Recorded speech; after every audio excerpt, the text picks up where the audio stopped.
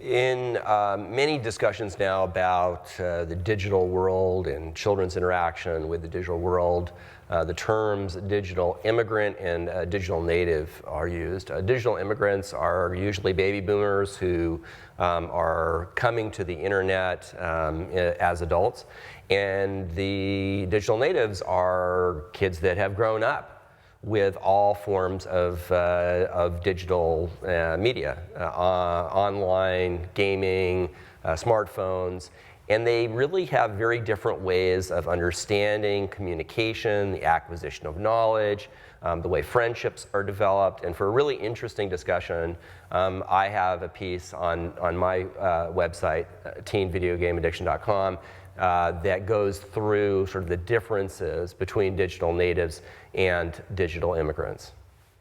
One of the most important distinctions in understanding how children and teens are relating to the internet is whether they are content producers versus content consumers. And content producers are kids that actually use the internet for creative purposes, for political awareness, for self-expression through poetry or pictures, fine art, photographs, video, blogging. Those are content producers.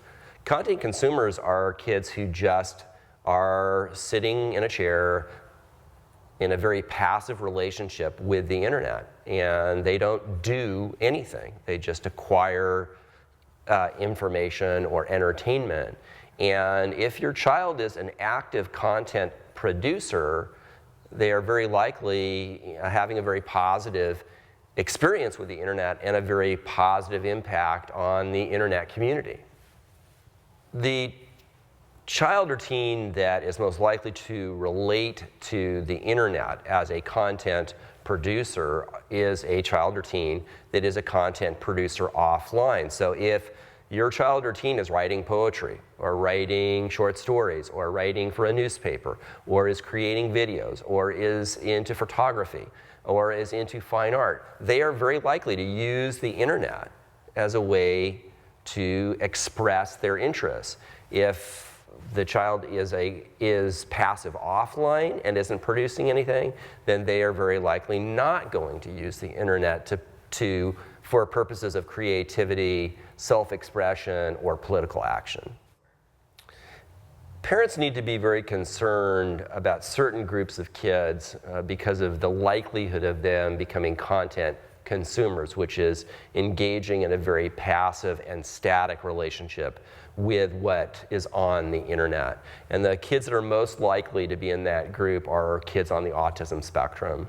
They're very rarely content producers. They sit in a chair and they go through database searches on whatever they happen to be interested in at any given time: transportation, dinosaurs, music, and they have virtually no interest in producing anything. They just are interested in the acquisition of static information, which only, unfortunately, increases their static thinking. One of the really interesting areas of research that's developing is how is technology, in the internet in particular, and video gaming, affecting the way that children's brains are developing. We know a lot about the way that children's brain develop. The brain is what is called, has neuroplasticity, which means that it is capable of making amazing transformations and changes. Those changes are dependent on the experiences that the brain is provided.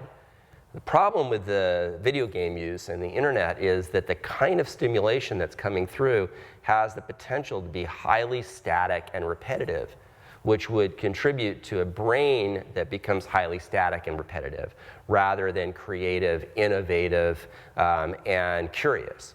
And so there is data. There's a doctor at UCLA that is studying brain development and the internet, both in children and adults, named Gary Small.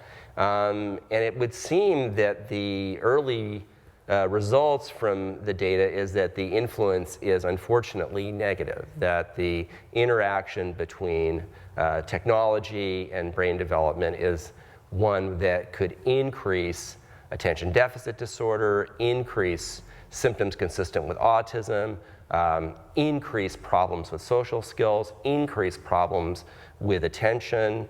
And so I think it's very important for parents and educators, mental health professionals, to look very, very closely and seriously about the interaction between technology and brain development. Parents often ask, is there any kind of treatment or intervention if their child is addicted to either gaming or the internet? And what is now clearly established is that a form of treatment called cognitive behavioral therapy is the most effective form of treatment. It's been used in different countries. It has a lot of effectiveness for underlying problems with addiction, depression, anxiety disorders. So it's important for parents to find a therapist who not only understands video gaming addiction or internet addiction, but also has experience with cognitive behavioral therapy. There are many researchers that are looking at why do certain people become addicted to the internet? What kind of vulnerabilities do they have? What kind of traits do they have? And there's something called the compensatory theory, which is that people who get addicted to the internet, children and teens included, are compensating for problems that they have offline, that they have self-esteem problems, that they have social skills problems, that they have problems with managing their feelings and their moods, and also that they're lonely. The group of people that are most likely to become addicted, especially to the internet and social media and chat rooms, as would make sense, are people that have offline problems with intimacy and loneliness.